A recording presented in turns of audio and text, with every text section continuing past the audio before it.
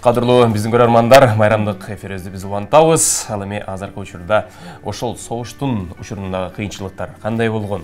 Бул жакта жеңишти алып келгенге өзүнүн салымын аянбастан кошуп турган энелерибиздин бири биздин студиябызга келип, сиздер менен биргеликте маек куранга даяр болуп. Ушул согуш жылдарында тылда эмгектенген биздин ардактуу коногубуз бар, апакейибиз Даткайым Тургунбаева. Кош келиңиз, апа. Кушубак кылсын. Сизге биринчи эле сурообуз. Мына ушул тылда ар ким ар кандай жумуш жасаган экен да, кээ бирөө тамакты жебешкен экен, кээ бирөө кийимин кылышкан экен. Сиз эмне жасап жиберип тургансыздар сиздер? Согушка 1941-жылы согуш башталган.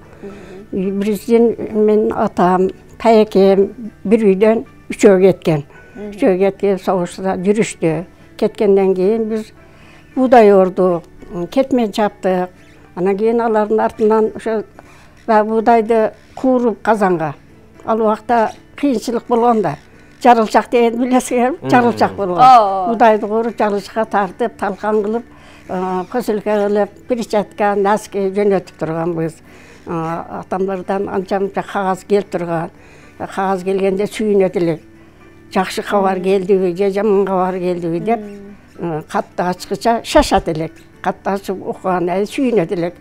Биз эсенбиз, согушуп атабыз, жүрөбүз, тынчпыз деп жазышат эле да. Ошонун артынан анан биз иштеп, апам бизди ошондо багып, атам келгиче колхозда иштеп, эмгектенип жүрдү. Анан бизди дагы ишке алып чыгат эле да ал убакта. Кетмен чабат элек, буудай орот элек. Кетменди мисалы 12 сотук тартып берет эле. Мен кечке 12 сотукту оруп коет элем буудайды. Жакшы иштейт элем да. Анан кетменден дагы жакшы чаап жерди аңтарып иштейт элек. Буудай себишет эле, нокот себишет эле. Аны малалашат эле балдар, кичинекей балдарды алып чыгып иштетишет эле. Апа, согуш башталган учурда канча жашта элеңиз? Кантип уктуңуздар согуш башталды деп? Согуш башталды деп, ошо 10 жашта, 10 жаштарда бар элем да.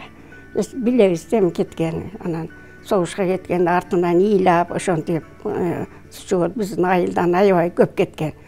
Мисалы, менин атам анан эки таякем кетип, үчөөтөн бирдей согуштан аман эсен келишти. Атам колуна, оң колуна ок тийип келди. Анан ок тийип. Атам келгенден кийин, бир жылдан кийин эл Тургунбай бригадирликке жарайт деп бригадир кылып шайлашты. Колхоздун планын жакшы аткарып, жакшы сыйлыкка ээ болуп, атам бригадир болуп иштеп жүрдү.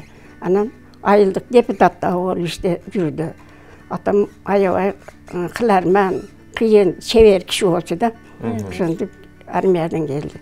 Келгенден кийин бизди ошо окуп, анан окууну бүтүп, балдар менен ошо иштешип жүрдүк.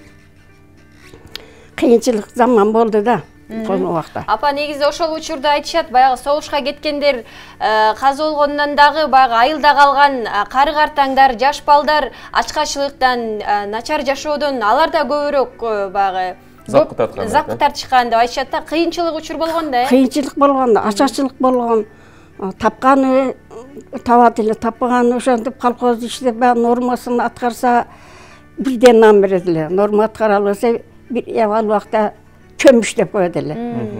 Бир чөмүштөн сулуунун ашын берет эле. А мен биз анча кыйналганыбыз жок. Иштеп, ударник болуп, жакшы иштеп, норманы аткарып, эме кылып, нанга жетишип жүрдүк, тынч жакшы. Сиздер эмне жөнөтөт элеңиздер, апа? Сиздер эмне жөнөтөт элеңиздер? Эмне жөнөтөт элеңиздер? Тамакпы же кийимби? Аякабы. Ошо айттым го, перчатка, носки, анан колго бейтел ал убакта. Перчатка, талкан жөнөтөт элек. Анан жанагы сухарынан катырып жөнөтөт элек. Ошолор ошо жака ошо керек да. Ачкачылыкта. Анан атам согушта жүргөндө ок тийгенде ошо талаада калдым дейт. Путун колуна ок тийип, анан арабага ыргытты дейт. Араба ыргытканда баягы арабага зорго илинип, путум салбаңдап госпиталга зорго жеттим дейт. Ошентип госпиталда жатып, жакшы болуп, анан согушту жеңип, үчөөтөн аман эсен келишти. Келгенден кийин баары кызмат иштеп, ошентип иштеп жүрүп, пландарды аткарып, сыйлыққа ие болып жүрішті. Бір байкам сельсовет болды, ал уақытта сельсовет дейтілі. Біреусі пинагит болды, ошонды іштеп жүрішті. Атам бригадир болды, жақсы іштеп жүрішті. Қанша уақытта қат келіп тұрат еле? Атаңыздан, тайкелеріңізден? Қат көп келбейді еле. Анда санда бір қат келет еле да. Қат келбей қалса дағы ұшы қапа олот елек дейм. Неге келбей қалды, емнеге жібербей қалды. Келгенде сүйініп қалады елек. Қат көп келбейді еле да. Ошол согуштан атаңыз, тайкелеріңіз келгенде қандай майрамдадыңыздар эле? Алар келгенде, мысалы мен ал уақытта тәтәм бар эле. Тәтәм бизди карамалап, тәтәм эметип жүрген атам келгиче. Жайлоого чыгат эле. Мусеке деген токой бар эле. Ошо Мусеке деген токойдо жаңак пишкан мезгил болчу. Мен токойдо жүрүп, жаңактын башында жаңак терип атсам, тәтәм кыйкырып калды. Таткайым кел, Тургунбай кел тер армиядан деп.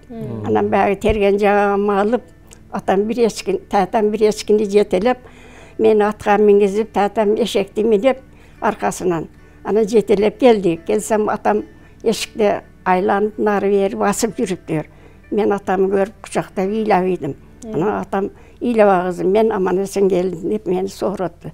Ошентип алып келген эчкине Кудай өткөзүп, айыл коңшумду чакырып, сый урмат кылдык. Аябай сүйүндүк. Чөтөң аман эсен келгенден кийин сүйүнөбүз да. Ошондо элдер колу коңшулар Борбулдун күйөө баласы келди, бир үкасы келди, бир баласы келди. Биз міне келбейт деп ыйлагандар болду. Бир үйдөн үчөө кеткендер келбей калды.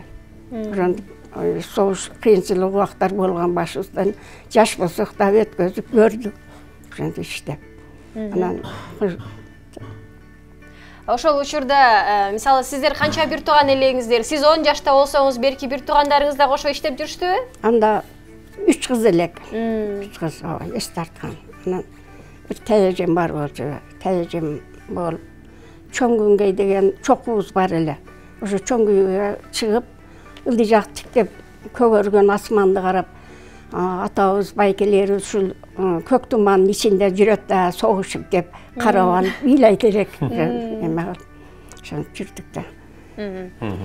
Өзүңүздөр ачка калсаңыздар дагы бүт тапкан нерсени ошол жака жөнөтүп тургансыздар да? Ооба, ачка калсак да жөнөтүп, ошолорго ачка калбасын, кыйналбасын деп жөнөтүп турдук да. Мисалы, будайды алып келип, кол менен укалап, ошолор аны сапырып, кууруп, талкан кылып, жарымын аяка, жарымын өзүбүзгө ошентип жүрдүк. Анан тәтәм малы көп эле.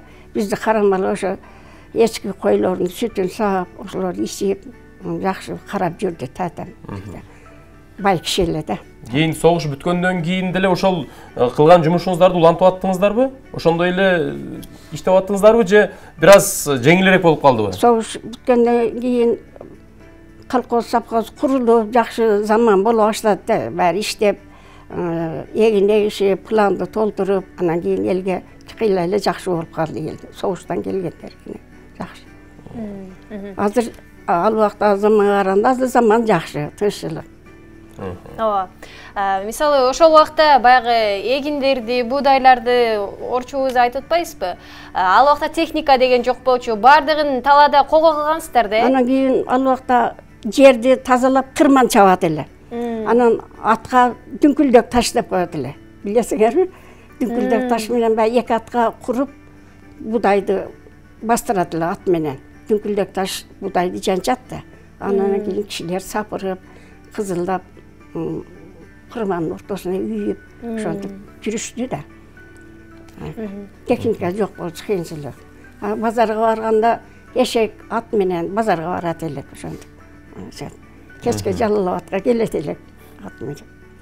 Жана кинолордо тартылгандай эле экен да, талаада да эле жүргөндөр бизге ба кино боюнча эле калып калды, бирок мына ошол күндү, ошол жон терисимен сизге мына ушул апалар болгон экен да. Сиздерге ыраазычылык апа, чоң рахмат келгендигиңиз үчүн. Мына ушул жаркын күндү, жакшы күндү бизге тартуулап атасыздар дегенде сиздерге ыраазычылык.